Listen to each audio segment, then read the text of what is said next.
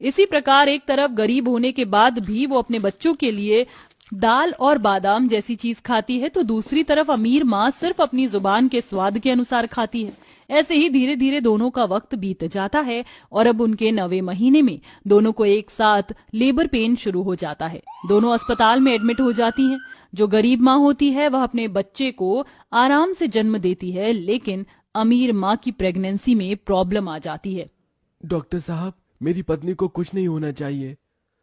मैं पूरी कोशिश करूंगा, लेकिन आने वाला बच्चा बहुत ही ज्यादा कमजोर है और मैं ये भी नहीं कह सकता कि वो इस दुनिया में आने के बाद सांस लेगा या नहीं। अब ये तो भगवान ही तय करेगा, लेकिन हमें आपकी पत्नी का ऑपरेशन करना होगा। इस पेपर पर साइन कर दीजिए। डॉक्टर जरूरी पेपर्स पर विक्रम के साइन करवा लेते हैं, जिसके बाद वह रागिनी के बच्चे को ऑपरेशन द्वारा निकालते हैं। बच्चा इतना कमजोर होता है कि उन्हें बच्चे को मशीन के अंदर रखना पड़ता है। वहीं गरीब माँ अगले ही दिन अपने बच्चों के साथ अपने घर लौट आई है, जहां वह उसका बहुत अच्छे से ख्याल रखती है। धीरे धीरे 1 महीना बीत जाता है।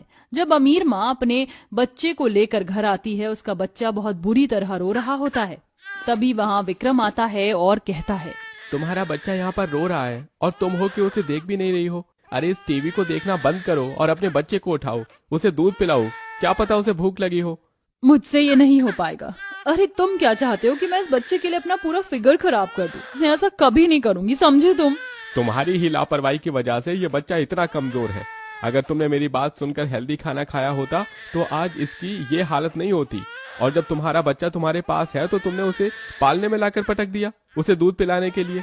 तुम्हें अपने फिगर की चिंता होने लगी। हाँ, मुझे इन सब बातों से कोई फर्क नहीं पड़ता।